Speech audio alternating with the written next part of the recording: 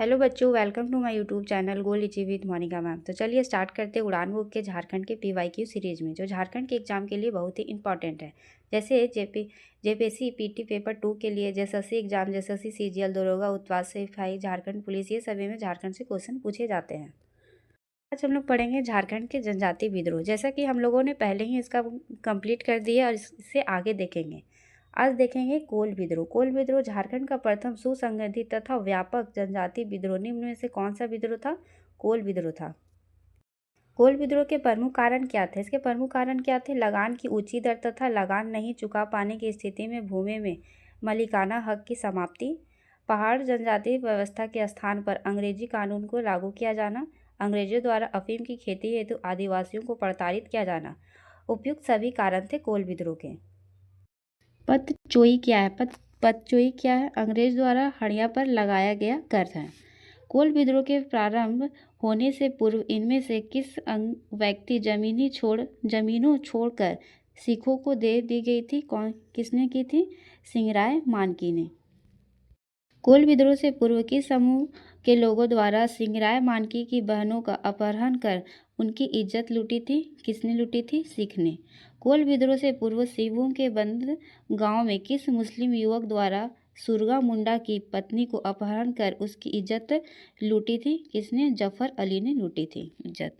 इनमें से किसके नेतृत्व में लगभग 700 आदिवासियों की सिंगराय में छीने गए जमीनों को वापस लेने हेतु हमला किया था? किसने? सिंगराय मानकी और सुरगा मानकी।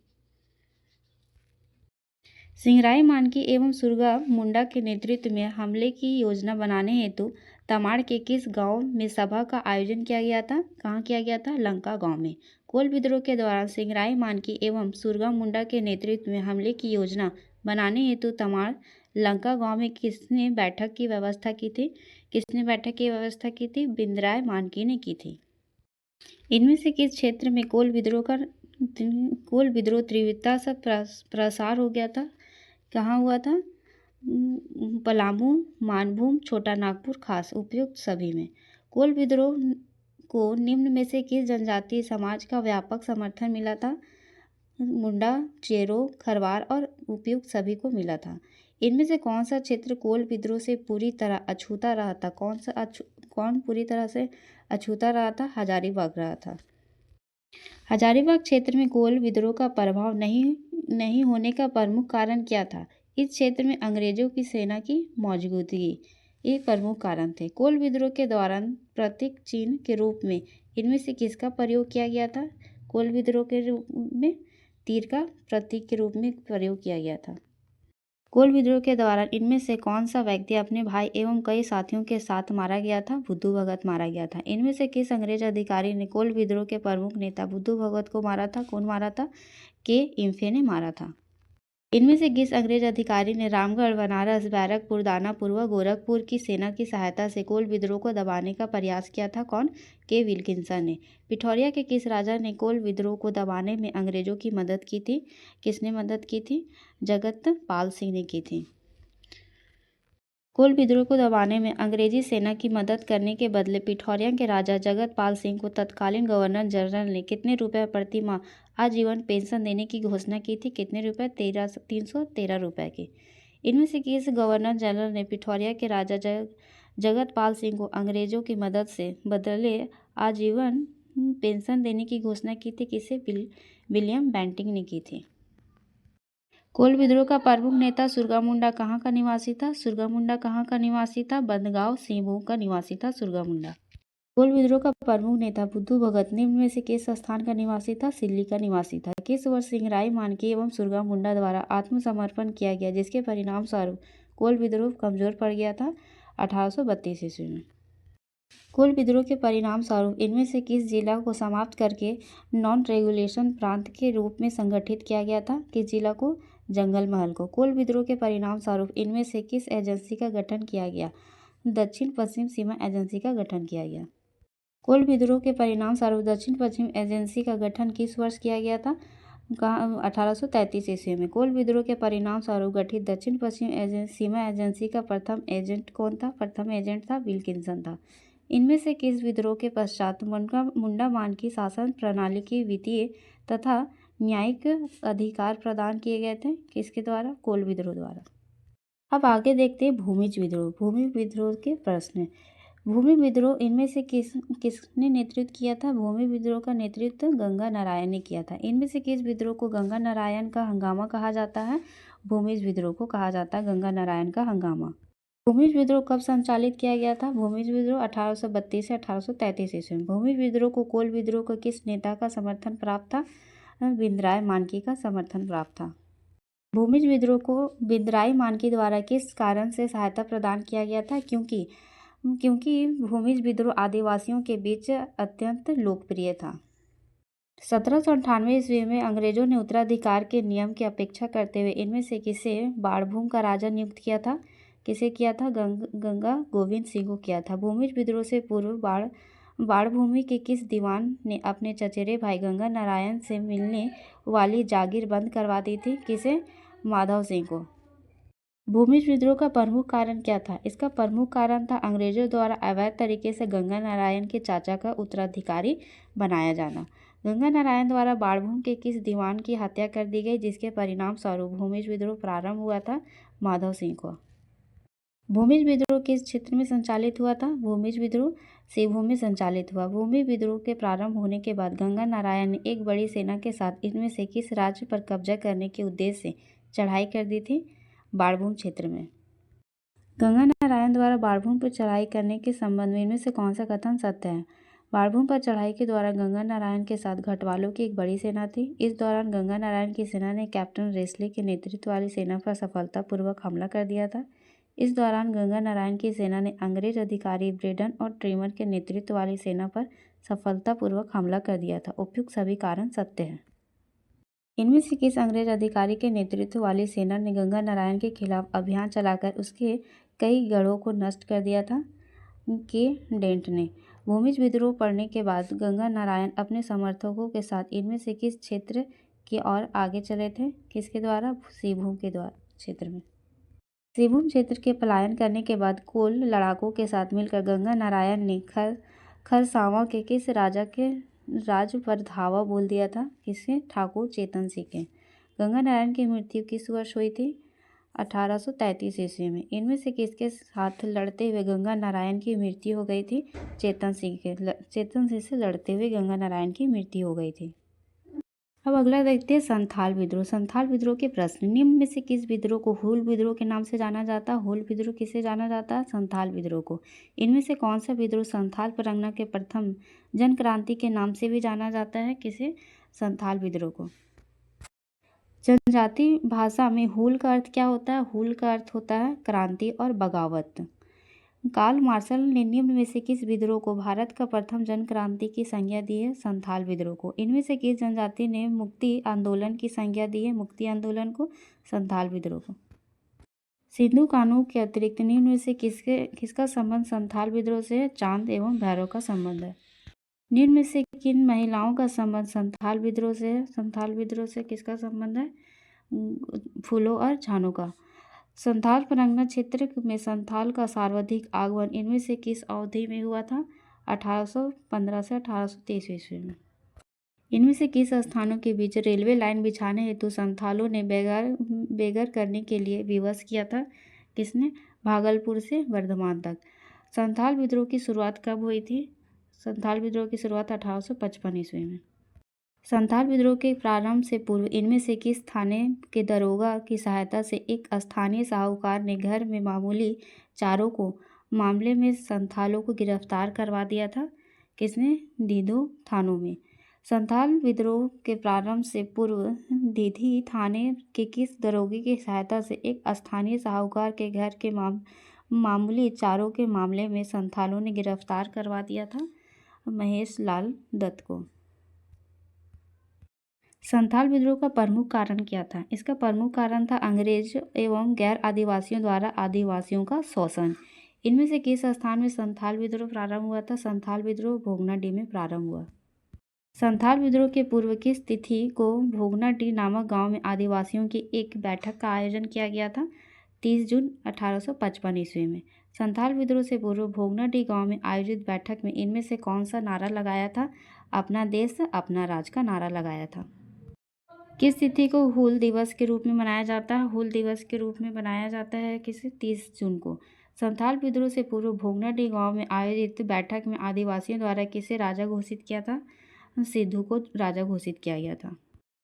संथाल विद्रोह से पूर्व भोगनाडीह गांव में आयोजित बैठक में आदिवासियों द्वारा किसे मंत्री नियुक्त किया गया था? किसे मंत्री बनाया गया था? कान्हू को। संथाल विद्रोह से पूर्व भोगनाडीह गांव में आयोजित बैठक में आदिवासियों द्वारा किसे प्रशासक नियुक्त किया गया था? किसे? चांद को। संथाल विद्रोह से पूर्व भोगनाडीह गांव में आयोजित बैठक में आदिवासियों द्वारा किसे सेनापति नियुक्त किया गया था? सेनापति किसे बनाया गया था? भैरव को। संथाल विद्रोह से पूर्व भोगनाडीह गांव में आयोजित बैठक में किसे यह घोषणा की थी कि भगवान ने उन्हें निर्देश दिया है कि आज़ादी के लिए अब हथियार उठा लो? किसने दिया था? सिद्धू कान्हू को। संथाल विद्रोह का प्रभाव संथाल परगना के अतिरिक्त निम्न में से किस क्षेत्र में हुआ था? कहाँ हुआ था? बीरभूम में। हजारीबाग, छोटा नागपुर, ये सभी में हुआ था। हजारीबाग के इस विद्रोह का नेतृत्व किसने किया था? हजारीबाग का नेतृत्व किया था लुम्बाई मांझी और अर्जुन मांझी ने। बीरभूम क्षेत्र के संथाल विद्रोह को किसने नेतृत्व किया था? संथाल विद्रोह का बीरभूम में गोरा मांझी ने किया था। जमींदार, महाजन, पुलिस एवं सरकारी कर्मचारियों का नाश निम्न में से किस विद्रोह का प्रमुख कारण था? इसका प्रमुख कारण था संथाल विद्रोह। 7 जुलाई 1855 को किस अंग्रेज अधिकारी के नेतृत्व में संथाल विद्रोह को दबाने में असफल प्रयास किया था? किसने किया था असफल प्रयास? जनरल लायड ने।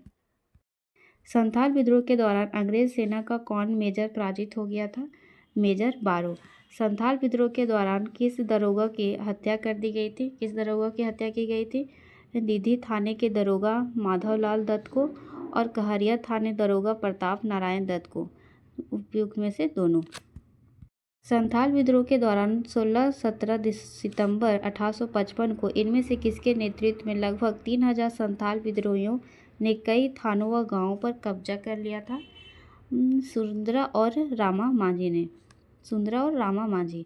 संथाल विद्रोह को रोकने हेतु ब्रिटिश सरकार ने विद्रोहियों को पकड़ने पर कितने रुपए इनाम की घोषणा की थी? कितने रुपए? 10,000 के इनाम की घोषणा की थी।